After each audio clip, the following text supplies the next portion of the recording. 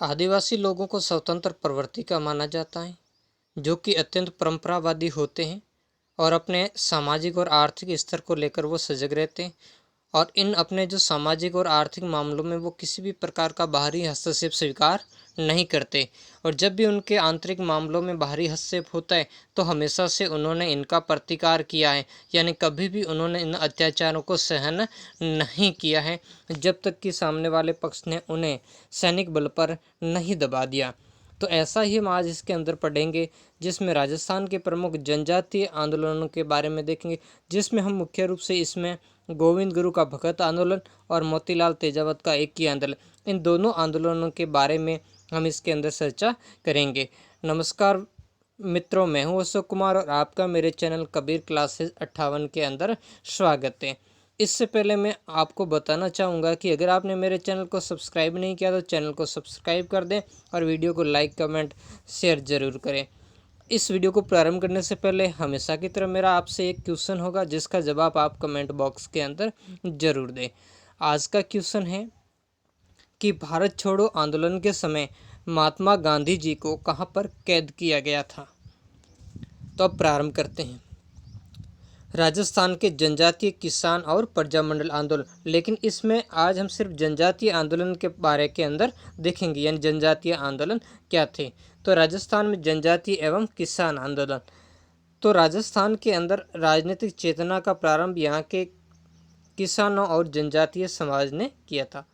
आप सभी जानते हैं जनजातीय समाज, जैसा कि मैंने भूमिका के अंदर भी आपको बताया था, हमेशा से किसी तरह के अत्याचारों का क्या करेगा, विरोध करेगा। जब यहाँ के किसानों पर अत्यधिक वित्तीय बोझ डाला गया तो यहाँ के किसानों ने इसका क्या कर दिया, विरोध करना चाहिए। वित्तीय बोझ कैसे, जो एक तो लगान ली जाती थी, उसके अलावा विभिन्न प्रकार से उनसे लाग बाग वसूल किए जाते थे और साथ में उनसे बैठ बेगार वसूल की जाती थी।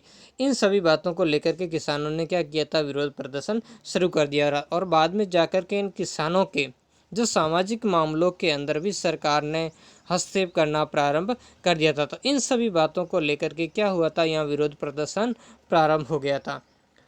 तत्कालीन राजनीतिक व्यवस्था को चुनौती दे डाली और राजस्थान के आदिवासी क्षेत्रों में स्वतः स्फूर्त, यानी अपने आप ये का एक तरीके से ये आंदोलन प्रारंभ हो गए थे, जो अन्याय और अनावश्यक उत्पीड़न के विरुद्ध शुरू हुए थे और भावी राजनीतिक आंदोलन के लिए क्या बने, प्रेरणा स्रोत बने थे। बाद में इस क्षेत्र में और भी आंदोलन चलेंगे और जो आज़ादी के लिए भी, यानी जो स्वतंत्रता प्राप्ति के लिए भी जो आंदोलन चलेंगे, तो उसमें भी ये क्या करेंगे, प्रेरणा का कार्य करेंगे, सहायक सिद्ध होंगे, उसमें भी अपना योगदान प्रदान करेंगे। राजस्थान के दक्षिणी क्षेत्रों में मुख्यतः डूंगरपुर, मेवाड़, प्रतापगढ़, बांसवाड़ा और कुंभलगढ़ क्षेत्र में भील निवास, यानी ये पूरा का पूरा इलाका इस क्षेत्र का क्या है, आदिवासी इलाका है। और इस इलाके के अंतर्गत ये सभी जो भी है भील लोग वहाँ पर अधिक संख्या में निवास करते हैं। भील अत्यंत परंपरागत आदिवासी जनजाति है, जो अपने सामाजिक और आर्थिक स्तर को लेकर के सजग रहते, यानी एक तो सामाजिक, अपने जो सामाजिक इनके रीति रिवाज, इनमें किसी भी प्रकार का इन्हें बाहरी हस्तक्षेप पसंद नहीं होता। और जैसे ही कोई शक्ति बाहरी हस्तक्षेप करती है, इनके सामाजिक रीति रिवाजों और परंपराओं को छेड़ने का प्रयास करती है, उसका क्या करती है, विरोध। वैसे ही अपने आर्थिक स्तर, यानी जो वैसे ये जनजाति क्या बहुत ही पिछड़ी हुई, आर्थिक दृष्टि से बहुत ही पिछड़ी हुई जनजाति मानी जाती है, लेकिन है बहुत ही सरल और निश्चल जाति है। इसके अलावा साथ ही ये बहुत ही साहसी और वफादार जाति है, जो अपने रीति रिवाज और परंपराओं के ऊपर सजग रहती है। और एक बार अगर इसने अपना वचन दे दिया तो उस वचन का ये हमेशा पालन करते हैं। जैसे महाराणा प्रताप के साथ में भी इन्होंने बहुत ही, महाराणा प्रताप को एक बार वचन दे दिया तो उनका अंत तक साथ दिया। इस कारण महाराणा प्रताप अकबर जैसी ताकत को भी हराने के अंदर सफल रहे थे। जब इनके परंपरागत अधिकारों का हनन होने लगा तो इन्होंने शासकों और अंग्रेजों के विरुद्ध विद्रोह किया था। ये कोई नई बात नहीं थी कि इन्होंने पहली बार ही विद्रोह किया। जब भी इनके अधिकारों के अंदर कोई भी बाहरी हस्तक्षेप हुआ, हमेशा भीलों ने विरोध किया। जैसे 18वीं शताब्दी के अंदर मराठों ने जब इनके सामाजिक और आर्थिक मामलों के अंदर हस्तक्षेप प्रारंभ किया था, तब भी इन्होंने विरोध किया था। उसके बाद जब 19वीं शताब्दी के अंदर जब ब्रिटिश लोग आ गए थे तो इनका भी विरोध किया था, और बाद में जाकर के ब्रिटिश ने कर्नल जेम्स टोड के प्रयासों से भीलों के साथ में एक समझौता हुआ था। उस समझौते के बाद ही भील शांत हुए थे। और जब इस रियासती क्षेत्रों के अंदर जब जागीरदारों ने इनके ऊपर अत्याचार करने प्रारंभ कर दिए तो इस बार भी इन्होंने इसका क्या किया था, विरोध किया था। तो इसी कड़ी के अंदर हम देखेंगे इसका पहला आंदोलन भगत आंदोलन बहुत ही महत्वपूर्ण है, गोविंद गुरु द्वारा चलाया गया। गोविंद गुरु भी मिलता है और गोविंद गिरी भी मिलता है कहीं, ठीक है ना। भीलों को सामाजिक और नैतिक उत्थान के लिए गोविंद गुरु ने सम सभा की स्थापना की थी 1883 ईस्वी में। बहुत ही महत्वपूर्ण है ये क्वेश्चन कई बार आ चुका है। और उन्हें हिंदू धर्म के दायरे में बनाए रखने के लिए एक पंथ की स्थापना की थी, भगत पंथ। तो आपको अलग अलग पूछा जाए कि भगत पंथ की स्थापना किसने की थी, तो की तो गोविंद गुरु ने। किस लिए की थी, तो भीलों को हिंदू धर्म के दायरे के अंदर बनाए रखने के लिए भगत पंथ की स्थापना की। ये दोनों सम सभा और भगत पंथ ये सिर्फ भीलों के अंदर जो सामाजिक और नैतिक उत्थान के लिए ही किए गए थे। इसके अलावा भीलों का जैसे मदपान छुड़वाना वगैरह, मांस नहीं खाना, ऐसी बहुत अच्छी चीज़ें इसके अंदर थी। लेकिन इससे जो एक सामाजिक एकता भीलों के अंदर बनी वो ही शासन के लिए आंखों में खटकने लगी थी, यानी उनसे सहन नहीं हुई थी।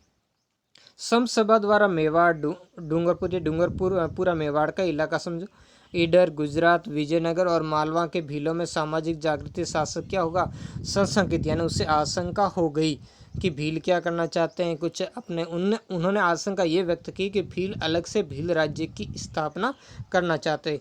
इसलिए उन्होंने भीलों को भगत पंथ छोड़ने के लिए विवश किया जाने लगा, यानी इनके ऊपर क्या करना, भीलों के ऊपर दबाव डाला जाने लगा कि वो भगत पंथ को क्या करें, छोड़ दें। जब भीलों को बेगार कृषि कार्य के लिए बाध्य किया गया और जंगलों में उनके मूलभूत अधिकारों से वंचित किया गया तो उन्होंने आंदोलन प्रारंभ कर दिया था। तो देखो, एक तरफ तो भीलों से बेगार ली जाती थी, दूसरा उनसे कृषि कार्य भी करवाया जाता था। इसके अलावा जंगलों के जो उस समय वन अधिनियम लाए थे, उन वन अधिनियमों के द्वारा भीलों को जंगलों से जो वस्तुएं वो इकट्ठी करने आदि पर रोक लगा दी थी। यानी भीलों को उस क्षेत्र से समझो, ऐसा कह सकते हैं, भीलों को एक तरीके से विस्थापित कर दिया था, जो भीलों के आर्थिक और सामाजिक दोनों ही गतिविधियों के आधार थे। अंग्रेजों ने गोविंद गुरु द्वारा चलाए जा रहे सामाजिक आंदोलन और संगठन के पीछे भील राज्य की स्थापना की संभावना व्यक्त की।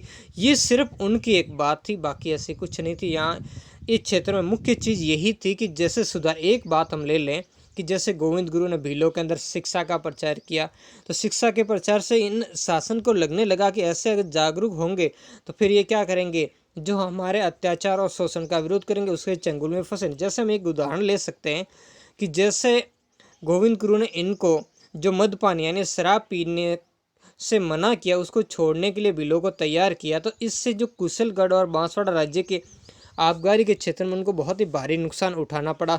तो इस कारण इन्होंने देखा कि इस तरीके होंगे और सामाजिक एकता होगी और इस तरीके से हमारी कमाई बंद, यानी वो किसी भी तरह इनको दबा के, अत्याचारी शासक तभी शासन कर सकता है जब वो क्या करे, जनता को एक निश्चित स्तर तक उसको दबाए रखे, उसको ऊपर उठने नहीं दे, उसको जागरूक नहीं होने दे, उसके अधिकार क्या है, कर्तव्य क्या है, इस तरीके से उसको कोई भानी नहीं होने दे। तो ऐसा यहाँ रखना चाहते थे। तो इसी कारण इन लोगों ने अंग्रेजों के ऊपर दबाव डाला, इन राज्यों ने, और इन सब के पीछे एक भील राज्य की स्थापना का इन पर आरोप लगाया और भीलों का बड़ी क्रूरता के साथ इन्होंने क्या किया था, दमन किया था अंग्रेज सरकार के साथ मिल करके। ये वही भील थे जिन्होंने कभी मुगलों के फिर मराठों के विरुद्ध इन्हीं शासकों के साथ देते हुए अपना रक्त बहाया था। लेकिन अब वो क्या हो चुके, अंग्रेजों के आने के बाद में परदेसी हो चुके थे। देखो, सबसे पहले अंग्रेजों के आने से पहले बहुत सारी चीज़ें बदल चुकी है, क्योंकि इससे पहले सबके संबंध अच्छे से, आगे किसान आंदोलन में भी देखेंगे कि अंग्रेजों के आने के बाद जागीरदारों, शासक वर्ग और किसानों के संबंध भी किस तरीके से परिवर्तित हो गए थे। गोविंद गुरु को अप्रैल 1913 को डूंगरपुर राज्य द्वारा पहले तो गिरफ्तार कर दिया गया, लेकिन बाद में इनको क्या कर दिया गया, छोड़ दिया गया। तो गोविंद गुरु को जैसे ही छोड़ दिया, इसके बाद गोविंद गुरु क्या कर दिए, अपने साथियों के साथ में ईडर राज्य अपने साथियों के साथ जो ईडर राज्य की सीमा पर स्थित है मानगढ़ पहाड़ी, उस मानगढ़ पहाड़ी के ऊपर चले गए। वर्तमान जो डूंगरपुर जिले के अंदर उस समय जो बांसवाड़ा और एक सूत राज्य था, उस सूत राज्य की सीमा के ऊपर ये स्थित था। अक्टूबर 1913 ईस्वी को अपने संदेश द्वारा भीलों को मानगढ़ पहाड़ी पर एकत्रित होने को लिए कहा। अश्विन पूर्णिमा के दिन जो गोविंद गुरु वो क्या करते थे, हमेशा यज्ञों का आयोजन करते थे, जिसमें हवन कुंड बनाते थे और जो चौकी उसमें कहते थे उसकी स्थापना करके वो जो भी इनका धार्मिक क्रियाकलाप है वो किया करते थे। तो इसी के लिए भीलों को वहाँ मानगढ़ पहाड़ी पर इन्होंने एकत्रित होने के लिए क्या, भील हथियारों सहित बड़ी संख्या में एकत्रित। और ये भीलों का परंपरागत स्वभाव है, जब भी भील अपनी कुटिया से यानी जो अपना घर होता था उस घर से जब भी बाहर निकलेंगे वो सशस्त्र ही निकलते हैं, क्योंकि जंगली क्षेत्र होने के कारण हमेशा किसी न किसी आक्रमण का भय, और उस समय की स्थिति तो बड़ी नाजुक थी। इसी कारण भील लोग क्या हुए, सशस्त्र यानी भारी मात्रा में हथियारों को लेकर के इस मानगढ़ पहाड़ी पर एकत्रित होने लगे थे। अब देखो यहाँ थोड़ी कार्रवाई ये हो गई कि भीलों से कुछ, जब इन्हें बांसवाड़ा राज्य के जो कुछ सिपाही थे उन्होंने क्या किया, इनको रोकना चाहा। तो रोकना चाहने की कोशिश में जब भीलों ने क्या कर दिया, बांसवाड़ा राज्य के 2 सिपाहियों को पीट दिया। इसके अलावा जो सूत राज्य था उसके किले पर भी क्या कर दिया, हमला कर दिया। तो इन सारी बातों से सूत, बांसवाड़ा, ईडर और डूंगरपुर के राज्य चौकन्ने हो गए, यानी वो घबरा गए कि भील एकता से क्या होगा, कहीं ना कहीं हमारे साम्राज्य को खतरा पैदा हो रहा है। इस कारण उन्होंने एजीजी के ऊपर दबाव डाला और एजीजी की स्वीकृति से फिर क्या कर दिया, भीलों के ऊपर आक्रमण किया था। तो अक्टूबर 1913 ईस्वी को अपने संदेश द्वारा भीलों को, यह तो हमने देख लिया, मानगढ़ पहाड़ी पर एकत्रित, भील हथियारों से बड़ी संख्या में एकत्रित हुए। भीलों की एकता से भयभीत अंग्रेजों ने क्या भेजी सेना, जिसने मानगढ़ पहाड़ी पर पहुंच करके गोलीबारी करके भीलों को क्या कर दिया था, तितर बितर कर दिया था।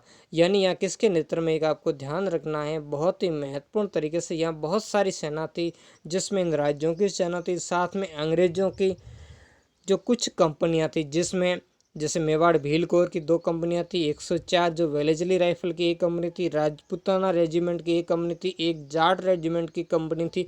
तो इस तरीके से बड़ी मात्रा में जो सैनिक दमखमे के साथ इन पर आक्रमण किया गया। सरकारी आंकड़ों के अनुसार इस कार्रवाई में 1500 भील मारे गए थे। इस प्रकार भगत आंदोलन को निर्ममतापूर्वक तरीके से क्या कर दिया, दबा दिया गया और गोविंद गुरु को 10 वर्ष की कारावास की क्या दे दी गई, सजा सुनाई गई। तो इस तरीके से हम देखते हैं कि बहुत ही महत्वपूर्ण भीलों का आंदोलन था। हालांकि सरकार ने इसके बहुत ही क्रूर तरीके से इसको दबा दिया। इस कारण इस जो हत्याकांड है, ये मानगढ़ हत्याकांड, इस हत्याकांड को जलियांवाला बाग हत्याकांड से भी अधिक विभत्स माना जाता है। हालांकि अगर इसकी हम परिप्रेक्ष्य थोड़ा एक्स्ट्रा, लेकिन आपको बताना चाहूँगा कि अगर देखो इसके जो आरोप इनके लगाए गए कि इनका भील राज्य की स्थापना, लेकिन ऐसी कोई राजनीति महत्वाकांक्षा इन भीलों की नहीं थी। ये सिर्फ सामाजिक सुधार कर रहे थे और लोगों का नैतिक उत्थान वही खूब हुआ शासकों के लिए, क्योंकि शासन और अंग्रेज इनकी जो सामाजिक एकता को भी नहीं बनने देता चाहते थे। जब शासक वर्ग, पहले भी मैंने बताया, कोई भी शासक वर्ग तभी शासन कर पाएगा जब वो क्या करे, शासितों को तोड़ के रखे, उनको दबा कर रखे। तो इसी तरीके से इनको भीलों को दबा के रखना चाहते थे। वैसे गोविंद गुरु अहिंसा के पक्षधर थे, उन्होंने कोई भील राज्य की स्थापना की बात नहीं की। उनकी जो श्वेत ध्वजा वो भी शांति का प्रतीक थी। अब हम नेक्स्ट देखेंगे इक्की आंदोलन के बारे में।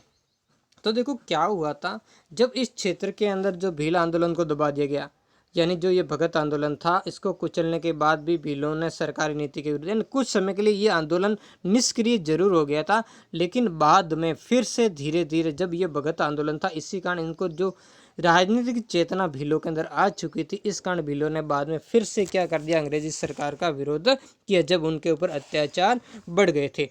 1917 ईस्वी में भीलों और ग्रासियों ने मिलकर महाराणा को पत्र लिखकर दमनकारी नीति और बेगार के प्रति अपना क्या जताया, विरोध जताया। यहाँ भी भीलों के प्रति समस्या वही थी, तो इन्होंने पहले क्या किया था कि महाराणा से इस समस्याओं का क्या किया जाए, समाधान निकाला जाए। क्योंकि ये क्या थे, ये भी इनसे प्रेरित, जो बिजोलिया किसान आंदोलन था, उस बिजोलिया किसान आंदोलन से ये भील प्रेरित हो रहे थे और उन्होंने महाराणा से प्रार्थना की थी कि जो उनकी अत्यधिक लागतें उनको कम की जाए और जो कामदार उनके ऊपर शोषण कर रहे हैं उस शोषण को क्या किया जाए, खत्म किया जाए। लेकिन इनके अहिंसात्मक इस सारे प्रयत्नों का क्या हुआ, कोई असर नहीं हुआ, यानी इनका कोई परिणाम नहीं निकला। तो भीलों ने मोतीलाल तेजावत के नेतृत्व में क्या कर दिया गया, आंदोलन प्रारंभ कर दिया गया। ये भीलों में एकता के लिए किया गया, इस कारण ये एक ही आंदोलन के नाम से जाना गया, जिसके अंदर मोतीलाल तेजावत ने भीलों को लगान व बेगार नहीं देने के लिए क्या किया था, प्रेरित किया था।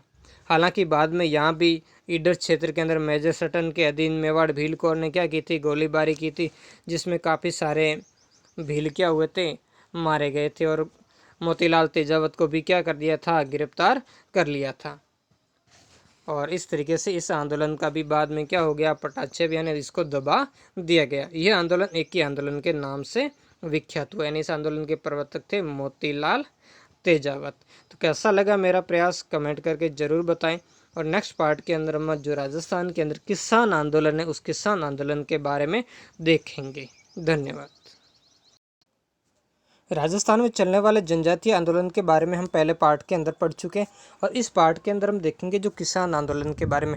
अब इस किसान आंदोलन के क्या कारण रहे थे, किस परिस्थितियों के अंदर प्रारंभ हुआ, उनके बारे में हम विस्तार से इसके अंदर जानेंगे।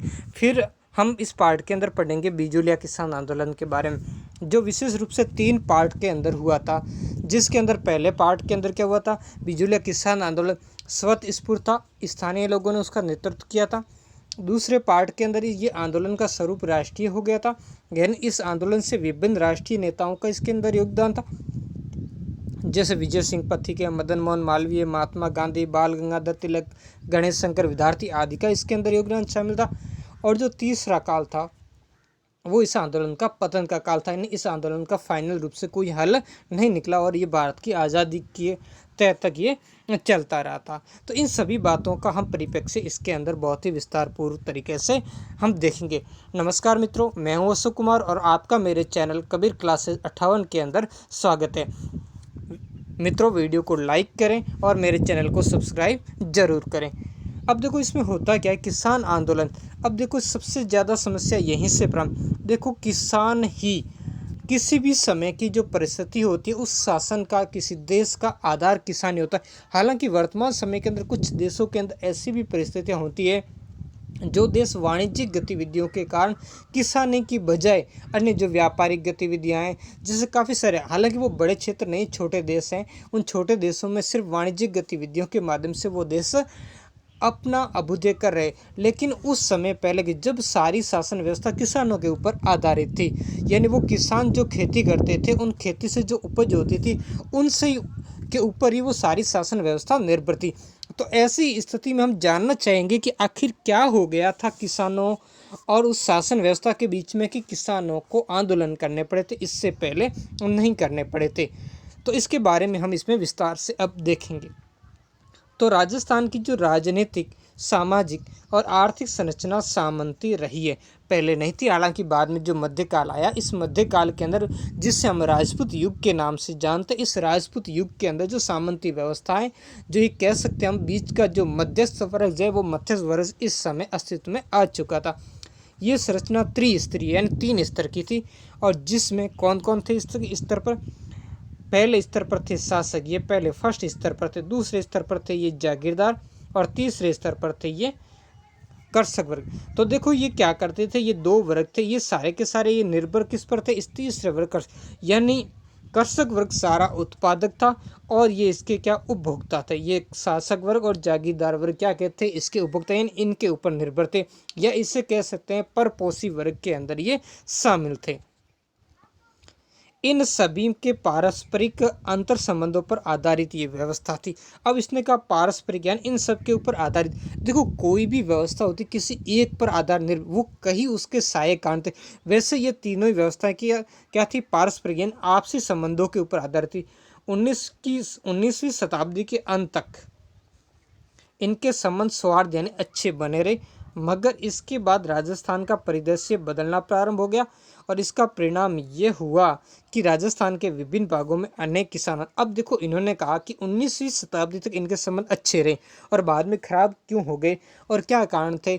इसका मुख्य कारण था कि भारतीय जो राजनीति के पटल के ऊपर अंग्रेजों का आगमन या कंपनी का आगमन, हम कह सकते हैं कंपनी ने बाद में जो अपना शासन है पूरे शासन स्थापित कर लिया। अब पहले क्या होता था उस परिदृश्य के अंदर हम थोड़ा आगे के इस पहले कारण के अंदर भी मैं आपको बताऊंगा कि इस किसान आंदोलन के हम प्रमुख कारणों की बात करें, जिसमें पहला कारण हम देखेंगे। पहला कारण था अंग्रेजों के प्रभाव में आकर शासकों ने अपनी प्रजा की ओर पर्याप्त ध्यान देना छोड़ दिया था और शासकों और जागीरदारों ने संवै का अस्तित्व ब्रिटिश सत्ता पर आधारित समझ लिया। इसलिए शासकों की निर्भरता जागीरदारों पर और जागीरदारों की निर्भरता शासकों पर समाप्त हो। अब देखो इसको थोड़ा विस्तार से, यही मुख्य पॉइंट, अगर इस पॉइंट को आपने समझ लिया तो सब कुछ आपके समझ में आ गया ये सारी बात। अब देखो क्या था कि पर्याप्त ध्यान देना छोड़ दिया है शासकों ने। क्यों? पहले देखो क्या होता था कि राजा के पास अपनी कोई सेना नहीं होती थी, राजा अपनी सेना के लिए जागीरदारों पर निर्भर रहता था। नहीं तो क्या था, राजा को जागीरदारों की जरूरत थी और जागीरदार को किसकी जरूरत थी, राजा की। क्योंकि जागीरदार भी क्या होते, ये आपसी संगठित नहीं रहे, इसके कारण ये किसी शासक के अंदर अपने को सुरक्षित महसूस करते थे ताकि बाहरी आक्रमण उसके ऊपर नहीं हो और आंतरिक मामलों में भी उसका हस्तक्षेप नहीं हो, अपने राज्य पर वो या अपनी जो जागीर है उस पर क्या करे, वो अपना शासन संचालित करता रहे। अब जागीरदार के सेना के अंदर उसको राजस्व के अंदर कौन न था, वो कृषकों के ऊपर निर्भर था। यानी जागीरदार कृषकों से क्या करता था, उनसे टैक्स वसूला करता था, यानी लगान लिया करता था, उनसे अपनी सेना के अंदर किसानों को भर्ती करता था, यानी उनसे सैनिक लेता था और वही सेना जब राजा को जरूरत पड़ती थी उससे देता था। इस तरीके से इन तीनों के जो अंतर पारस्परिक संबंध वो एक दूसरे के ऊपर निर्भर थे। इसी कारण तीनों भी कभी भी एक दूसरे की अवहेलना नहीं कर सकते, क्योंकि राजा भी अपना शासन सामंतों के बिना यानी जागीरदारों के बिना नहीं चला सकता था और जागीरदार किसानों के बिना अपनी स्थिति को बरकरार रखने में सफल नहीं होता था। लेकिन जब अंग्रेज आ गए तो अंग्रेजों ने क्या कर दिया, अंग्रेजों ने कहा राजाओं को कि भी आपकी हम मदद करेंगे, यानी आपको बाहरी और आंतरिक दोनों ही आपकी सुरक्षा की गारंटी हम देंगे, यानी आपकी जो सुरक्षा हम करेंगे, आपका कहीं न तो आंतरिक विद्रोह हम होने देंगे, अगर आंतरिक विद्रोह होगा तो भी हम रक्षा करेंगे, अगर किसी बाहरी राज्य ने आक्रमण किया तो भी हम क्या करेंगे, आपकी रक्षा करेंगे। इसके लिए आपके खर्च के ऊपर आपके राज्य के अंदर क्या रहेगी, एक अंग्रेजी सेना होगी। तो इस वजह से अब क्या हुआ, अब जो शासक थे उनको जागीरदारों से कोई सैन्य मदद चाहिए नहीं थी, उनसे कुछ करना था नहीं, तो इस कारण क्या था, इनके जागीरदारों के ऊपर निर्भर। अब जागीरदारों से जब शासक सैनिक सहायता नहीं ले रहा है, वो क्या रोकड़ पैसे मांग रहा है, नकद, अब नकद में कर दिया था उनसे लेना, अनाज के रूप में भी लगान नहीं ले रहा था। ऐसी स्थिति में जागीरदार जो किसानों से सैनिक सहायता लेते थे वो भी बंद हो गई, अब इनसे किसानों की जरूरत नहीं थी।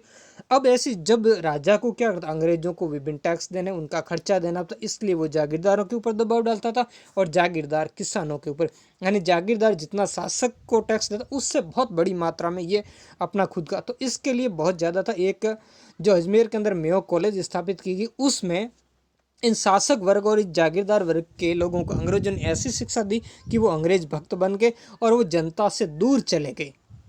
तो ये बात आपको अच्छी तरीके से समझ, तो इस वजह से क्या हुआ था, इन सब के आंतरिक संबंध बिगड़ गए थे और जागीरदारों की जो किसानों के ऊपर निर्भरता समाप्त हो गई, क्योंकि न तो उन्हें अभी राजा को सैनिक देने थे, सहायता करनी थी, और न किसानों से उसे सैनिक लेने थे। तो अब वो अपने क्या हुआ था, मनमानी पर उतर आया था। राजस्व अधिक वसूलने के साथ साथ ही कृषकों से ली जाने वाली बेगार और लागों में अप्रत्याशित वृद्धि इस समय देखने को मिली थी और कुछ राज्यों में तो लागों की जो संख्या है वो कितनी थी, 300 से अधिक। अब देखो क्या था, अब अधिक से अधिक लगान, जागीरदार का काम ये था कि आगे देना था टैक्स, उसके बदले जब ये भी क्या था, शासकों की देखा देखी, अंग्रेजों द्वारा इन्हें इस तरीके की शिक्षा प्राप्त और अंग्रेजों के संसर्ग में रहने के कारण इनकी जो दिनचर्या वो भी क्या हो गई थी, बहुत ही विलासी हो गई थी और अपनी इन विलासितापूर्ण ज़रूरतों की पूर्ति करने के लिए इन्होंने क्या किया था, किसानों के ऊपर अपनी अधिक से अधिक लागे यानी बढ़ाते उनके ऊपर टैक्स बढ़ा, जब चाहे विवाह हो तो वो कर लेंगे, है ना, कोई सामाजिक समारोह होगा तो उनसे कोई त्यौहार होगा तो कर लिया जाएगा, और किसी ठिकाने के अंदर जो या कह सकते हैं जागीरदार के यहाँ किसी बच्चे का जन्म होगा तो भी टैक्स लिया जाएगा। यानी हर प्रकार से किसानों से टैक्स लिया जाए। इसके साथ साथ में बेगार, अब बेगार क्या होती है इसको कमेंट बॉक्स में आपको बताना। मैं काफ़ी पहले भी इनके बारे में पूरा डिस्प्लेन कर चुका हूँ, बता चुका हूँ, तो आप कमेंट करके बताओगे कि बेगार क्या है। इसके अलावा आपके जो दूसरा जो आपका प्रश्न है आज के लिए, वो आपका प्रश्न ये है कि जो ये बिजोलिया आंदोलन के बारे में हम पढ़ेंगे।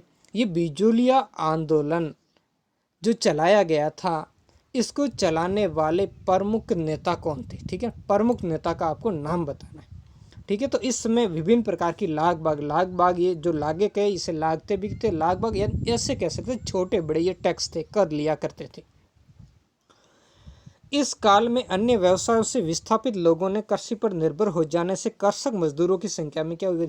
अब देखो अंग्रेज आ गए तो भारत का पूरा परिदृश्य, यानी जो आत्मनिर्भर भारत की जो ग्रामीण अर्थव्यवस्था थी, उस अर्थव्यवस्था को पूरा योजनाबद्ध तरीके से अंग्रेजों ने नष्ट कर दिया।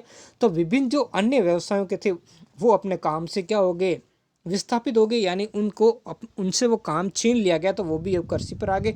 अब इधर देखो कृषि पर निर्भर, पहले क्या होता था, किसान कम होते थे, तो इस कारण शासक वर्ग को, जमींदार वर्ग को भी उनकी सुननी पड़ती थी। नहीं तो अगर किसान उनका राज्य छोड़कर चले जाएंगे तो क्या होगा, फिर उनकी स्थिति खराब हो जाएगी। जैसे अपना परिदृश्य जैसे मारवाड़ के अंदर देखते हैं, जो एक लोगों के अंदर कास्ट बनी हुई है देसी और मारवाड़ी, तो वैसे ही बहुत सारे लोग ऐसे वहाँ से जैसे मारवाड़ क्षेत्र से विस्थापित होकर आए, ऐसे लोग छोड़कर चले जाते थे। इस कारण किसानों की, जागीरदारों को भी क्या होती थी आवश्यकता। लेकिन अब जब अंग्रेजों ने व्यवस्था ऐसी कर दी कि ज़मीन पर दबाव बढ़ गया और किसान बहुत ज़्यादा हो गए, तो इस कारण उनको इसकी गर्ज नहीं थी। यानी किसान अगर वो छोड़कर चले जाएंगे तो उसकी जगह खेती करने वाले दूसरे मिल जाएंगे। इधर कृषक मजदूरों की संख्या भी बहुत बढ़ी। जो कृषक मजदूर क्या किसानों की खेत पर जाकर के क्या करते थे, कार्य करते थे। तो इस तरीके से क्या हुआ, इनका जो आंतरिक जो संबंध है, पारस्परिक संबंध, वो भी अब बिगड़ चुका था। और जागीरों के रूप में भी इस कारण क्या होती, कठोरता। अब देखो जैसे हम कहते हैं हमारी भाषा में, जैसे कहते हैं कि गर्ज होती है, गर्ज होती तो गद्दों को भी क्या कहते हैं, बाप कहते हैं। और नहीं होती गर्ज तो किसी को भी नहीं पानी पिलाते, वो वैसी बात हो चुकी थी। क्योंकि अब जागीरदारों की जो ज़मीन पर खेती करने वाले बहुत ज़्यादा मिल चुके थे, इस कारण उससे किसानों की, जो पुराने किसान थे, उनकी उतनी गर्ज नहीं थी, यानी उनकी उतनी आवश्यकता नहीं थी। अगला कारण देखेंगे, चौथा कारण है, वो है कृषि उत्पादित मूल्यों में गिरावट और इजाफा दोनों स्थितियों में कृषकों के लिए लाभकारी नहीं थे। और जहां एक और कीमतों में गिरावट के कारण कृषकों की बचत का मूल्य कम हो जाता था, तो वहीं कीमतें बढ़ने के कारण भी उन्हें लाभ का भाग नहीं मिल पाता था। क्योंकि जागीरदार लांग जिन्स का मतलब होता है जो अनाज के रूप में लेता था। एक तो होती थी जो नकद रूप में नहीं लेकर के जिन्स यानी अनाज के रूप में उससे वसूल करता था। अब उसके पास तो अनाज जाना था, चाहे कीमत कम हो चाहे ज़्यादा हो, अब किसान को कोई फर्क नहीं पड़ता था। इस प्रकार ये किसानों की विभिन्न लाग बागों के रूप में जो 87% किसानों की जो आय होती थी या उपज होती थी, वो ये जागीरदार वर्ग किसान से ले जाया करते थे। तो इस स्थिति में क्या होता था, किसानों के पास में बाद में अपनी आवश्यकताओं के लिए नहीं बचता था, और भी आवश्यकता उनके लिए उसको अनाज बेचना पड़ता था, तो कम मूल्य हो जाता था। तो इस कारण किसानों को क्या करते थे, उसका मूल्य अच्छा नहीं मिल पाता। लेकिन जब मूल्य बढ़ जाता था थोड़ी बहुत राहत मिलती थी, लेकिन बाद में किसानों को जब खरीदना पड़ता था तो उसके बदले जो अधिक मूल्य वो चुकाना पड़ता। हमेशा ही आप देखते हो जब फसलें पक के तैयार होती है, जब बिक्री का समय होता तब इसका कम हो जाता मूल्य और बाद में मूल्य बढ़ जाता। तो इस तरीके से किसानों को कोई लाभ नहीं होता था, उल्टा बदले में उन्हें हानि होती थी। क्योंकि जब भी इनकी बचत कम हो जाती, कीमतें कम हो जाती और कीमतें बढ़ती थी, तो लाभ का भाग नहीं मिलता। क्योंकि जो जागीरदार वो अनाज के रूप में इनसे, जिन्स के रूप में इनसे लेता था, और बाद में जब उनको खरीदना पड़ता था तो तब क्या होता था, उनको नुकसान उठाना पड़ता था। अगला पांचवा कारण है, वो अंग्रेजी प्रशासनिक व्यवस्थाओं को अपनाने के फलस्वरूप सामंतों का कृषकों के प्रति उदार और पैतृक यानी जो परंपरागत जो तरीका था, जो पहले परंपराओं से आ रहा था, जिसके बारे में हमने पहले पॉइंट के अंदर बात थी, जो स्वार्थ पसंद, वो अब बदल गया। तो पहले तो क्या होते थे, जब कभी भी अकाल पड़ता था तो क्या था, शासक कर माफ़ कर देते थे और किसानों की क्या करते थे, सहायता करते थे, अनाज के रूप में, चारे के रूप में, सब तरीके से किसानों की क्या की जाती थी, सहायता की जाती थी। लेकिन अब ऐसा नहीं होने लगा, अब ऐसा होने वाला नहीं था। अब किसी भी तरीके से कैसा भी हो जाए, क्योंकि अब देखो अंग्रेज आ गए थे, इनके बीच के अंदर कौन आ गए थे, अंग्रेज। तो अंग्रेजों के आने के कारण अब इनका किसानों का इनके ऊपर कोई निर्भरता नहीं थी। अब अंग्रेज क्या थे, अंग्रेज शासकों के ऊपर दबाव डालते, शासक किसान यानी उनसे क्या था, अधिक से अधिक जो पैसा है वो पैसा ही वसूल करना पड़ता था। यानी इनसे क्या, इनके ऊपर दबाव था अंग्रेजी शासन का, और अंग्रेजी शासन इससे क्या लेते थे, निश्चित कर लेते थे। और उसके वो सैन्य सेवा, जो सैन्य सेवा यानी एक सेना जो राज्य के अंदर रखी जाती थी शासक की सुरक्षा, उसका भी कर वसूल किया जाता, यानी उसका भी जो खर्चा शासक से। तो इन कारण वो इन दबाव से किसानों से दबाव पूर्वक कर वसूल, यानी अकाल के समय कैसा भी कुछ भी हो जाए उनसे कोई राहत किसानों को नहीं मिलती थी। यानी हर तरीके से उन्हें क्या करता था, अब उन्हें जो खर्चा है वो चुकाना ही पड़ता था। तो इस तरीके की जो बातें 20वीं शताब्दी के पूर्वार्ध में हो गई, अंग्रेजी हस्तक्षेप के कारण उन्हें जो खिराज वो बढ़ने लगा, इसके अलावा जो विभिन्न प्रकार के खर्चे बढ़ने लगे, आर्थिक शोषण की जो नीति थी उसकी बहुत तरीके से आर्थिक शोषण की नीति बढ़ गई, और वही पैतृक नजरिया यानी जो परंपरागत जो संबंध है उसमें बदलाव आ गया, और किसानों पर इसी कारण विभिन्न प्रकार की लागतें थोप ली जाती थी, उनसे जबरदस्ती बेगार ले लिया जाता था। बेगार यानी जिसका भुगतान नहीं किया, हालांकि अनाज के रूप में इनको भुगतान दिया जाता था। तो इससे क्या हुआ, अब इनके बीच में संबंध खत्म, क्योंकि शासकों और सामंतों को बाहरी आक्रमण का खतरा नहीं था, उन्हें किसानों की कोई गर्ज नहीं थी। तो ये सारे जो अंग्रेजी नियंत्रण जो पश्चिमी प्रभाव इनके ऊपर पड़ा, इससे शासकों और सामंतों की जो जीवन शैली है उसमें बदलाव आया, उनका खर्चा बढ़ गया, उनकी विलासिता और सुख सुविधाओं के लिए किसानों का अधिक से अधिक आर्थिक शोषण होने लगा, और किसानों में बढ़ते असंतोष के परिणाम स्वरूप ये क्या हुए थे, किसान आंदोलन हुए। ऐसे अलग अलग आंदोलन हुए, बिजोलिया में हुआ जो भीलवाड़ा के अंदर था, बेंगूगे में हुआ, मारवाड़ में हुआ, शेखावटी में हुआ, आदि विभिन्न जगहों पर क्या हुए, विभिन्न प्रकार के किसान आंदोलन प्रारंभ हुए थे। बिजोलिया किसान आंदोलन राजस्थान का प्रथम किसान आंदोलन था। इसके साथ साथ में ये भारत का भी प्रथम आंदोलन था और पहला संगठित आंदोलन था, जिसमें किसानों ने एक संगठन बना करके किसी भी अत्याचार का इन्होंने क्या किया था, प्रतिकार। इसके साथ साथ में ये ऐसा अहिंसात्मक आंदोलन था जो विश्व स्तर पर सबसे लंबेतम चलने वाला प्रथम आंदोलन बिजोलिया किसान आंदोलन था। इसके साथ साथ में ये बिजोलिया का किसान आंदोलन आसपास के जो अन्य जो भी आंदोलन, चाहे बेंगू का हो, चाहे आदिवासियों का आंदोलन, उन सभी आंदोलनों का क्या था, प्रेरणा स्रोत था, उनका ये क्या था, अगुवा था। इस आंदोलन ने राजस्थान के अंदर जो किसानों के अंदर वो राजनीतिक जागरूकता लाने का इसने कार्य किया था। इस आंदोलन का स्वरूप था, वो स्वरूप क्या था, स्वतःस्फूर्त था, यानी किसानों ने स्वावलंबी तरीके से, यानी इसमें बाहर से कोई भी खर्चा इस आंदोलन के अंदर नहीं लगा था। बिजोलिया ठिकाना जो उस समय राजस्थान की जो मेवाड़ रियासत है, मेवाड़ रियासत के अंदर ये स्थित था। मेवाड़ रियासत के 16 प्रथम श्रेणी के ठिकानों में से एक था। इस जो बिजोलिया ठिकाने की स्थापना जो की थी वो अशोक परमार ने की थी। जगनेर के अशोक परमार को राणा सांगा ने अपनी सेवाओं से खुश होकर के, यानी युद्धों आदि में उनकी सहायता के बदले में उन्हें उस समय ऊपर माल की जागीर प्रदान की थी, और जो ऊपर माल की जो जागीर थी उसका सदर मुकाम बिजोलिया था, और ये वर्तमान के अंदर जो राजस्थान का भीलवाड़ा जिला, उस भीलवाड़ा जिले के अंदर स्थित था। यहाँ पर किसानों ने विभिन्न प्रकार की लाग बागों के विरुद्ध, ठिकाने के विरुद्ध संघर्ष किया था। साथ साथ में उस समय किसानों से क्या ली जाती थी, बैठ बेकार ली जाती थी, यानी बिना मेहताने के किसानों से क्या लिया जाता था, कार्य, यानी बिना पारिश्रमिक के किसानों से कार्य करवाया जाता। ये बहुत ही महत्वपूर्ण ढंग से आंदोलन चला था, जो प्रारंभ में स्वतःस्फूर्त आंदोलन चलेगा, फिर राष्ट्रीय स्तर को धारण करेगा, और अंत में इस आंदोलन का क्या हो जाएगा, डिक्लाइन यानी पतन हो जाएगा। तो नमस्कार दोस्तों, मैं हूं अशोक कुमार और आपका मेरे चैनल पर स्वागत है।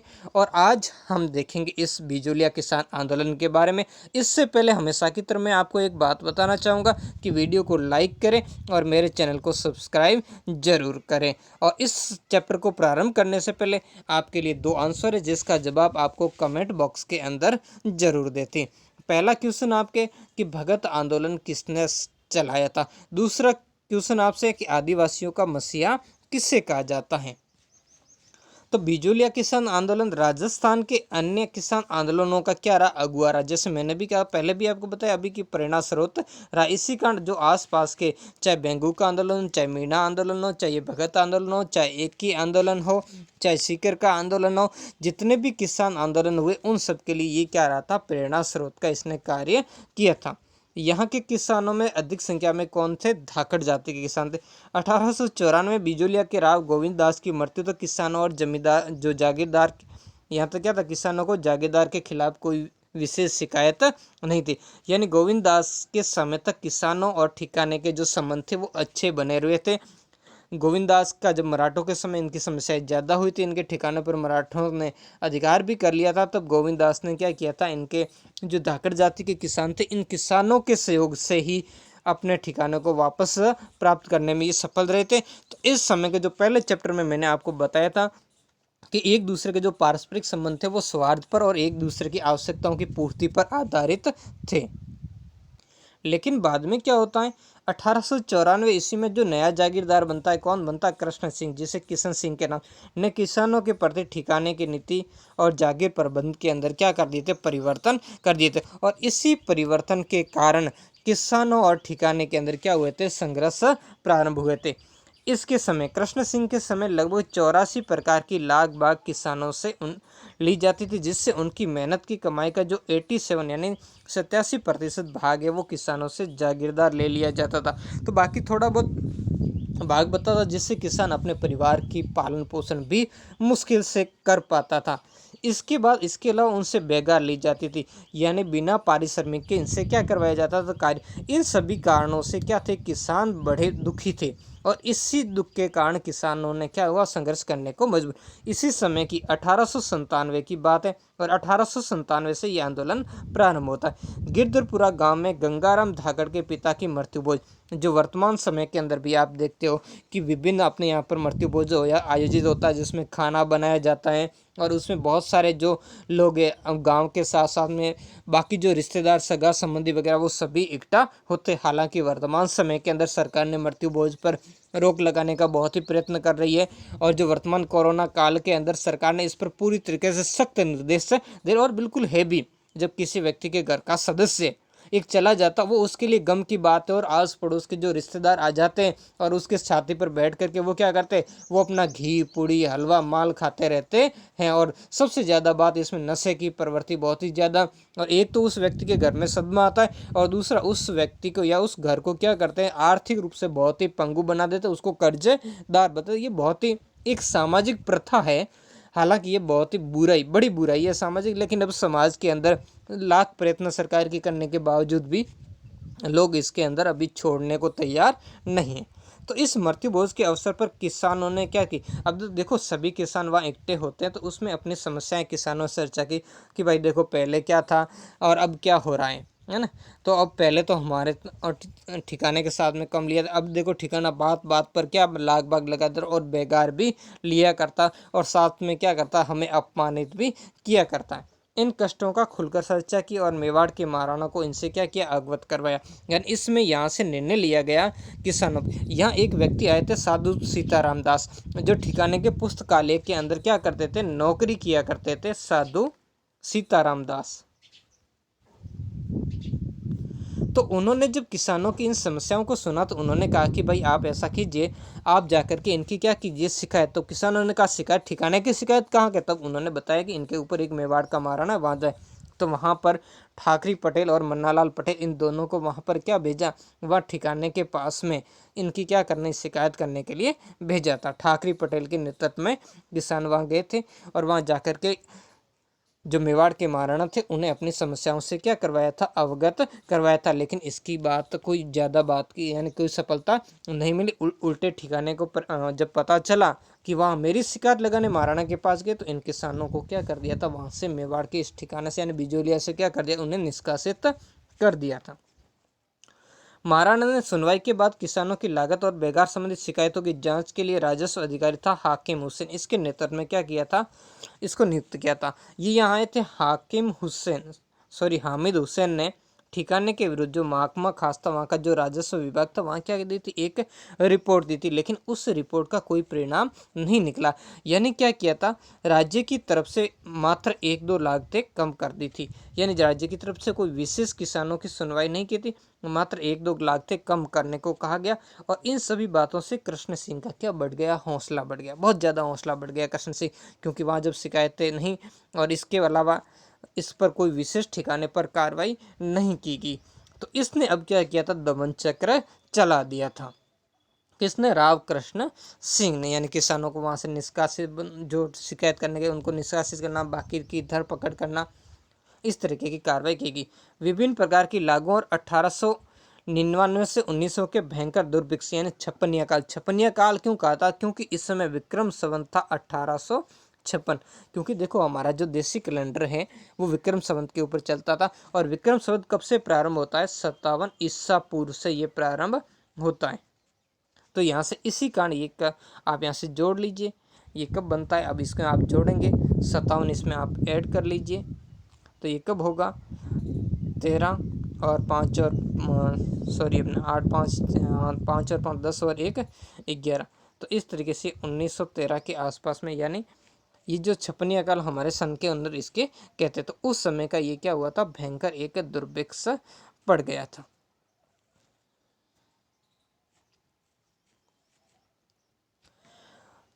तो के कारण बिजोलिया के किसानों की स्थिति क्या थी, पहले से दयनीय यानी काफ़ी खराब थी। इसके बावजूद 1903 में राव कृष्ण सिंह ने किसानों पर क्या लगा दिया था, चंवरी कर। यानी इसके बाद एक किसने काम कर दिया था, किसानों के ऊपर एक चंवरी। अब बहुत सारे कर तो पहले से थे, लेकिन इसने एक नया कर, चंवरी कर क्या होता था, जब किसानों की जो लड़की होती थी, लड़की के जन्म के ऊपर क्या कर दिया था, 5 रुपये का टैक्स लगाया। यानी किसी भी ठिकाने के अंदर, बिजोलिया ठिकाने के अंदर कोई भी किसान की अगर लड़की की विवाह होगा, तो उस समय उसने ठिकाने के अंदर 5 रुपये कर जमा करने, किसने, 5 रुपये। यानी हर व्यक्ति को अपनी लड़की के विवाह के अवसर 5 रुपये ठिकाने के कोष में जमा करने पड़ते थे। चंवरी कर बिजोलिया वासियों के लिए आर्थिक रूप से तो भार स्वरूप था ही, साथ में ये सामाजिक रूप से भी घोर अपमान। अब देखो सामाजिक रूप से अपमान कैसे था, जैसे अभी तक देखो हमें कन्यादान देते, किसी भी लड़की का विवाह था उसमें कन्यादान तो दिया जाता, तो उस समय जो गांव के जितने भी व्यक्ति थे वो क्या करते थे, अपनी आर्थिक स्थिति अपने सामर्थ्य अनुसार उसमें अपना योगदान देते थे। लेकिन या तो कन्यादान देने की जगह उल्टा लेने की बात हो रही है। तो इन सभी बातों से क्या हुए थे, यहाँ के जो किसान थे उन किसानों में प्रतिक्रिया हुई कि भाई ये तो गलत है, आर्थिक बोझ तो था ही था, और साथ साथ में सामाजिक रूप से क्या था, हमारे साथ अपमान था। तो किसानों ने इसका क्या किया था, मौन विरोध किया था, और 2 वर्ष तक अपनी कन्याओं का विवाह नहीं किया था। यानी 200 के समथिंग लगभग लोग, किसान लोग ठिकाने के पास गए थे और उनसे कहा था, जब ठिकाने ने स्वीकार नहीं किया था उन्होंने कहा कि भाई हम क्या करेंगे, विवाह अपनी लड़कियों का क्या करेंगे, आप जब तक कर नहीं उठाओगे तब तक हमें इसका क्या। तो किसानों के प्रतिरोध के आगे राव को चंवरी कर उठा देने और फसल में ठिकाने का हिस्सा 2/5 लेने और कूता करने वाले अहलदारों के साथ 20 आदमी नहीं भेजने के बाद, अब देखो ये कूता क्या है। पहले तो इस समय कुछ किसान देखो संवरी कर भी, बाद में किसान कई छोड़ करके मालवा भी गए, जमीनें छोड़ करके मालवा भी चले गए थे, और इस कारण ठिकाने को मजबूर होकर के क्या करना पड़ा, किसानों से समझौता करना पड़ा, उन्हें वापस भी बुला। तो अब ठिकाने प्लस में से ठिकाने का हिस्सा 2/5 लेना, और कुंता, कुंता देखो लाटा और कुंता होता है। अब 2 शब्द है, एक तो लाटा और दूसरा शब्द है कुंता। अब देखो लाटा क्या होता है, लाटा के अंदर जब फसल कटाई होकर के उसकी गठरी बांध करके एक जगह जब इकट्ठी कर ली जाती थी, उससे कहते थे लाटा। यानी एक जगह होती थी, उस जगह को साफ करके वहां पर क्या कर लेते थे, एकटा। ये वर्तमान में भी लाटा आप सभी समझते हो, वैसे क्या पॉइंटा।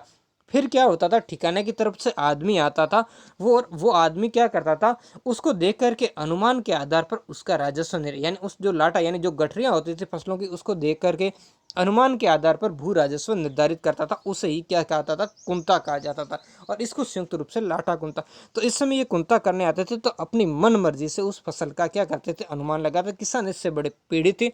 किसान कहते भाई वास्तविक जितनी उपज होती है उसके आधार पर आप जितना भी टैक्स ले लो, निर्धारित कर दो, वो कोई दिक्कत नहीं है, लेकिन आप अनुमान के आधार पर जो फसल काट कर रखी जाती है उसके ऊपर आप कर रहे हो, लाठा के ऊपर। ये बहुत ही जो क्या है कष्टदायक था, और इसको बड़ा चढ़ा करके इसके किया जाता था, और बड़ी क्रूरता। जब आते थे ठिकाने के आदमी उसके सामने लठ लेकर के आते थे, और जो किसानों के साथ बड़ा दुर्व्यवहार करते थे, और किसानों की एक भी नहीं सुनी जाती थी। तो इस कारण किसानों ने कहा कि भाई ये नहीं। तो अब क्या करते थे कि जो हलदार आएंगे, यानी जो कुंता करने के लिए ठिकाने की तरफ से आदमी आएंगे, उसके साथ में कोई लठ्ठित नहीं भेजे जाएंगे। 1906 में एक दो तारीख आपको याद रखनी है। एक तो 1903 में चंवरी कर लगाया था, और एक 1906 के अंदर तलवार बंदाई कर लगाया था। ये 2 चीज़ें। बिजोलिया के नए स्वामी प्रथे, देखो पहले का जो कृष्ण सिंह था उसके समय के अंदर किसानों के साथ में समझौता हो गया था, और उस समझौते के बाद में जो अभी हमने ऊपर की घोषणाएं थी, इसके कारण किसानों ने कुछ आंदोलन भी ये वापस ले लिया, क्योंकि उस समय जो छप्पन अकाल पड़ा था, उस अकाल के अंदर भी राव कृष्ण सिंह ने किसानों की कुछ मदद की थी, और इस मदद के बदले किसान उससे क्या हो गए, थोड़े बहुत उससे क्या होते प्रभावित भी हो गए थे। लेकिन 1906 के अंदर जो नया यहाँ का ठिकाने का स्वामी बना था पृथ्वी सिंह। अब देखो पृथ्वी सिंह यहाँ से नहीं था, क्योंकि जो राव कृष्ण सिंह था, उस राव कृष्ण सिंह के क्या थी, कोई वो निसंतान मर गया था, यानी उसके कोई संतान नहीं थी। तो अब देखो यहाँ ठिकाने के अंदर रिवाज होता है कि किसी भी जो ठिकाने का जो मुख्य जागीरदार, उसी के किसी वंशज को बैठाया जाए। तो इस समय जो यहाँ का ठिकाना कहाँ था, अशोक परमार ने स्थापित किया, तो जगनेर में था, वहाँ से इस पृथ्वी सिंह को लाकर यहाँ बैठे। न तो यहाँ किसानों की समस्याओं से प्रेरित था, और न यहाँ की किसी समस्याओं से इसका कोई लगाव था। इस कारण यहाँ इस समय क्या थी, समस्या थोड़ी ज़्यादा ही इस समय यहाँ बढ़ गई थी। इस बढ़ी हुई समस्या के बारे में ही हम यहाँ देखेंगे, और इससे ही किसानों को क्या कर दिया था, उग्र कर दिया था। तो इसने न केवल पुरानी रियायतों को समाप्त किया जो कृष्ण सिंह ने प्रदान की थी, बल्कि प्रजा पर तलवार बंधाई। तलवार बंधाई क्या था, एक उत्तराधिकार शुल्क था। ये किस पर, ठिकाने पर लगता। जब भी कोई नया उत्तराधिकारी ठिकाने का यानी नया जागीरदार बनता था, तब क्या करना पड़ता था, उसे मेवाड़ महाराणा को एक कर देना पड़ता था, और वो कर था तलवार बंधाई, यानी इसे उत्तराधिकार शुल्क के नाम से। इसमें किसानों का कोई हस्तक्षेप नहीं था, और आज से पहले भी जितने भी जागीरदार हुए वो देते आए, और उन्होंने किसानों से कोई इसके लिए अतिरिक्त कर नहीं लगाया। लेकिन इसने क्या कर दिया, इसने किसानों से एक अतिरिक्त तलवार बंधाई नामक कर, यानी जो कर इसने कहा कि भाई मैंने मेवाड़ के महाराणा को चुकाया, वो मैं क्यों चुका, वो उसने सीधा किसानों के ऊपर, वो किसान चुकाए, उसने सीधा इस कर को क्या कर दिया था, किसानों के ऊपर डाल दिया। और यहीं से समस्याएं खड़ी हो गई थी। मुख्य समस्याएं वो यहाँ से खड़ी हुई थी। राव पृथ्वी सिंह के समय जब लूट और शोषण की चरम सीमा को पार कर गया, तो 1913 में किसानों ने साधु सीताराम दास, फतेहकरण चारण और ब्रह्मदेव के नेतृत्व में जागे क्षेत्र में हल चलाने से क्या कर दिया, इनकार कर दिया। यानी ये प्रारंभ के अंदर 3 नेता, इनको ध्यान रखना, साधु सीताराम दास, फतेहकरण चारण और ब्रह्मदेव के नेतृत्व में क्या किया था, इस समय यहाँ का आंदोलन चलाया गया था। तो इन्होंने क्या कर दिया था, इन्होंने जो बिजुलिया के किसानों ने इसका विरोध प्रकट किया, और विरोध के प्रकट के रूप में इन्होंने क्या किया था, 1 वर्ष के लिए खेती करना मना, यानी इनकार कर दिया था कि 1 वर्ष तक क्या करेंगे, खेती नहीं करेंगे, और साथ में क्या करेंगे, भू राजस्व नहीं देंगे, यानी जो टैक्स है कि ठिकाने को जो दिया जाता था, उस ठिकाने को हम इसे नहीं देंगे।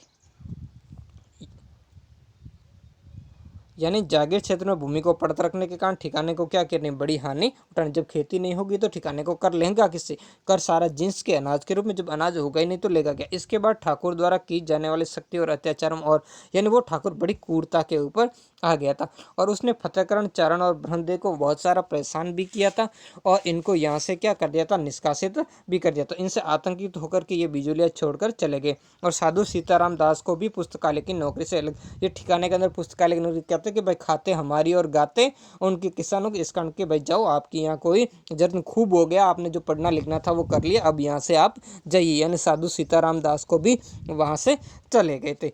अब देखो यहाँ क्या होता है, जब साधु सीताराम दास और ये इस समय की जब बात होती, तो इस समय ये जो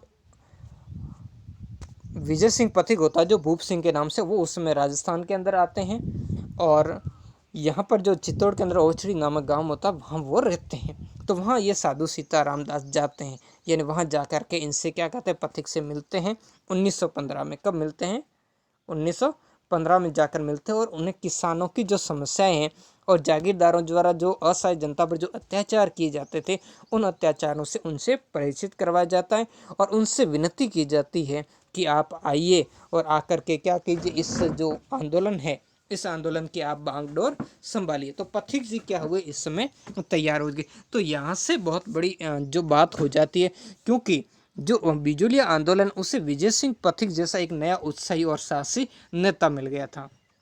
तो साधु सीताराम दास द्वारा आमंत्रित करने के बाद विजय सिंह पथिक ने आंदोलन का नेतृत्व संभाला, और 1917 को हरियाली अमावस्या, जो मेवाड़ क्षेत्र के अंदर बहुत ही बड़े जोर जोर ढंग से ये मनाई जाती है, और बहुत ही महत्वपूर्ण त्यौहार है वहाँ का ये। तो उस समय बेरिसाल गांव में ऊपरमाल पंच बोर्ड नामक एक संगठन की क्या की थी, स्थापना की थी।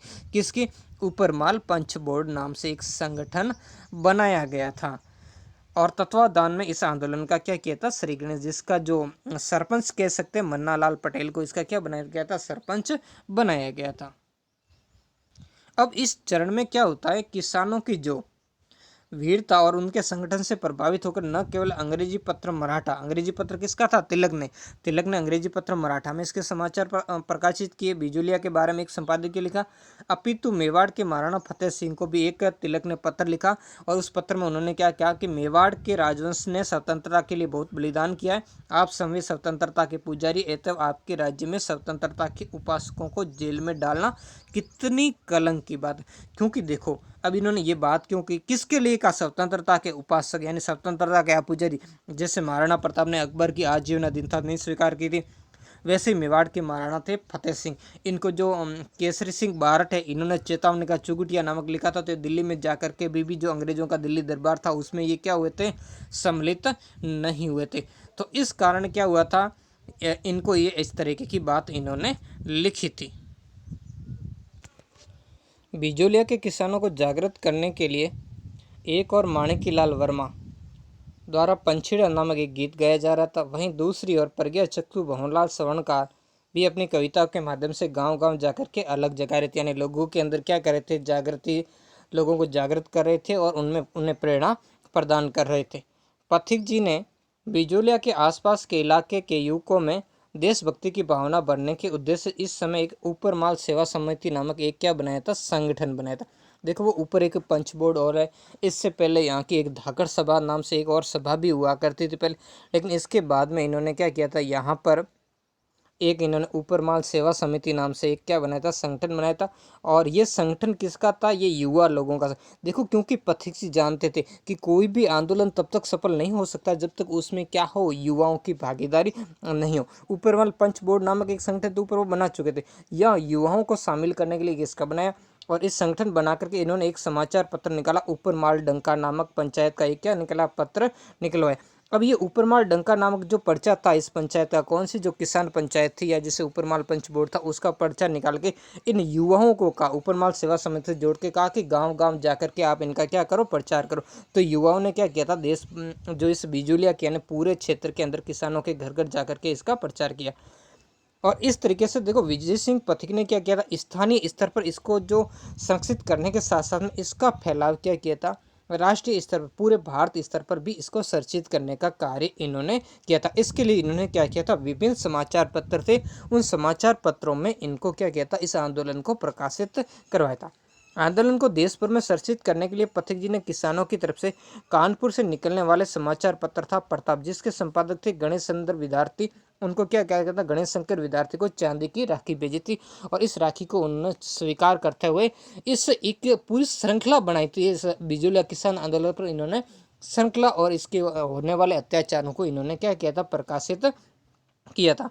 गणेश शंकर विद्यार्थी ने राखी स्वीकार करते हुए आंदोलन को समर्थन देने का आश्वासन दिया और प्रताप समाचार पत्र ने बिजोलिया किसान आंदोलन को राष्ट्रीय पहचान दिलाई। इसके अलावा जो प्रेमचंद, जो वही मुंशी प्रेमचंद जिन्होंने गोदान नामक अपने जो रचना भी लिखी थी, उपन्यास था उनका, उन्होंने रंगभूमि में मेवाड़ के जिस जन आंदोलन का चित्रण किया, उन्होंने स्पष्ट नहीं कहा कि ये बिजोलिया, लेकिन जिस जन आंदोलन का चित्रण किया वो इसकी पृष्ठभूमि पर आधारित था। किसकी? बिजोलिया किसान आंदोलन का ही प्रतिबिंब था, यानी इसी की पृष्ठभूमि पर उन्होंने उसे लिखा था। इसके अलावा और भी जैसे अभ्युदय थे, समाचार पत्र थे, और जैसे तिलक का जो मराठा नामक समाचार पत्र था, भारत मित्र नामक समाचार पत्र था, ऐसे बहुत सारे समाचार पत्रों के अंदर क्या था? इसका प्रकाशन करवाया और इस तरीके से इस आंदोलन को क्या थी? विजय सिंह पथिक ने इसको राष्ट्रीय पहचान दिलवाई थी। उदयपुर राजस्थान राज्य सरकार ने अप्रैल 1919 में बिजोलिया के किसानों की शिकायतों की सुनवाई के लिए मांडलगढ़ का हाकिम था बिंदुलाल भट्टाचार्य की अध्यक्षता में एक आयोग, पहले जो हाकिम जो हामिद हुसैन था उसके नेतृत्व में आयोग बनाया गया था, और बाद में अब दूसरे चरण में अब बिंदुलाल भट्टाचार्य के नेतृत्व में आयोग, दो व्यक्ति इसके साथ में, फजल अली और ऐसे दो व्यक्ति इसके साथ में और थे, एक ठिकाने से था और एक वहाँ का जो न्याय मित्र था। इन तीनों की अध्यक्षता के अंदर क्या किया था? यहाँ एक समिति भेजी गई थी। आयोग ने किसानों के पक्ष में अनेक सिफारिशें की थी, यानी आयोग ने क्या किया? किसानों की शिकायतों को सही पाया और काफ़ी सारी बेगार को बंद करने और काफ़ी सारी लाग बाग को भी क्या किया था? इनको समाप्त करने का इन्होंने क्या दिया था? परामर्श दिया था, यानी इसकी सिफारिश दी थी। लेकिन इस सिफारिश को मेवाड़ सरकार द्वारा इनकी तरफ से कोई ध्यान नहीं दिया और आंदोलन यानी मेवाड़ सरकार ने ध्यान नहीं दिया, तो इससे ठिकाने का क्या हुआ? वापस मनोबल क्या है? वो मनोबल बढ़ गया था। तो इस तरीके से क्या हुआ इसके बाद में, और इस समय की यहाँ पर बात थी कि ये जब आंदोलन चल रहा था उसी समय के अंदर जो सरकार ने मेवाड़ और आसपास के इलाकों में, यानी ब्रिटिश सरकार ने क्या की, सतर्क हो गई थी और उसने घोषणा की कि मेवाड़ और आसपास के पहाड़ी इलाकों में बहुत से भी घुस आए और वो रूसी क्रांति के आधार पर क्या करना चाहते, सशस्त्र संघर्ष करना चाहते। तो इस प्रकार ब्रिटिश सरकार और मेवाड़ के महाराणा और अन्य जागीरदारों, इन सब पर क्या इन दबाव डाला और इन सब ने क्या किया, इस आंदोलन को ये दबाव डाला कि ब्रिटिश सरकार ने मेवाड़ के महाराणा और अन्य जागीरदारों पर इस आंदोलन को जल्दी से जल्दी कुचल दिया जाए। तो इस तरीके से अब देखो जागीरदार तो यही चाहता था, उसने क्या किया, दमनपुर किया, उसने विजय सिंह पथिक की गिरफ्तारी का प्रयास किया। तो इसी कारण विजय सिंह पथिक यहाँ से क्या कि बिजलियाँ छोड़कर कोटा चले गए। कहाँ चले गए, कोटा की सीमा के अंदर चले गए और वहां से ही इस आंदोलन का नेतृत्व वो करते रहे। भारत सरकार के विदेश विभाग के अधिकारियों का मत है कि बिजूलिया किसान पंचायत के साथ शीघ्र समझौता किया जाना आवश्यक है, अन्यथा संपूर्ण राजपूताना में जो किसान आंदोलन है वो क्या हो जाएगा, उग्र हो जाएगा। यानी उन्हें एक डर फैल गया कि ये धीरे धीरे अगर ये आसपास के इलाकों में फैल गया और इससे क्या होगा, राजपूताना के अंदर ये ज़्यादा समस्या पैदा करेगा और साथ साथ में आस पड़ोस के जैसे मालवा आदि इन क्षेत्रों में भी इसके उत्तर प्रदेश आदि क्षेत्रों में भी फैल जाने का डर था। तो इस कारण इन्होंने क्या किया था, इसके ऊपर दबाव डाला। अब दबाव किसके ऊपर आया, जो मेवाड़ की सरकार, उस पर अंग्रेज सरकार ने क्या किया, दबाव डाला और कहा कि आप जितना जल्दी हो सके इस आंदोलन को क्या करें, समाप्त करें। लेकिन जब मेवाड़ और इनके प्रयास सफल नहीं हुए मेवाड़ जो सरकार के, तब अब देखो संव्य प्रयास करेंगे कौन, अंग्रेज सरकार प्रयत्न करेगी। ऐसी स्थिति में बिजोलिया आंदोलन को तुरंत शांत करने के उद्देश्य से राजस्थान के एजीजी से रॉबर्ट हॉलैंड, यानी एजीजी का मतलब होता है एजेंट टू गवर्नर जनरल थे, इनकी अध्यक्षता में एक 5 सदस्यीय उस आयोग यहाँ पर भेजा गया। एक उच्च स्तरीय आयोग की जो समिति थी उसका गठन किया गया, जो फरवरी 1922 में रॉबर्ट हॉलैंड ने किसानों से वार्ता करके 35 लाखों को क्या कर दिया, माफ। और दुर्भाग्य से किसान जो ठिकाने थे इनकी कुटिलता के कारण ये समझौता भी लागू नहीं हो पाया। यानी यहाँ का जो जागीरदार था इसने क्या किया था, इसको स्वीकार नहीं किया था। इस समिति में कौन थे, 5 सदस्यीय समिति में आपको बता, जैसे एक तो एजीजी थे जो रॉबर्ट हॉलैंड थे, इसके अलावा दूसरा इसके अंदर जो व्यक्ति शामिल था वो मेवाड़ का पॉलिटिकल एजेंट था विल्किंसन। उस समय मेवाड़ का बिजूलिया ठिकाने के समय मेवाड़ का जो पॉलिटिकल एजेंट था वो था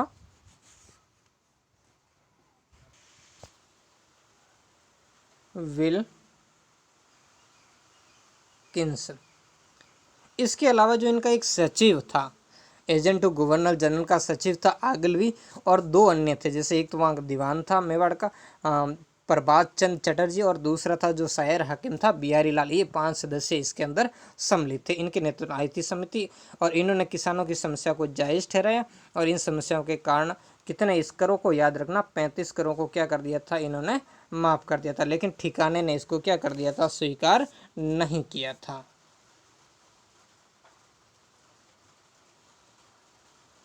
तो अब क्या हुआ, जब स्वीकार नहीं किया तो ये आंदोलन क्या हुआ, फिर से समस्याएं वैसे की वैसे बनी रही थी। तो अब इसका हम तीसरा पार्ट देखेंगे।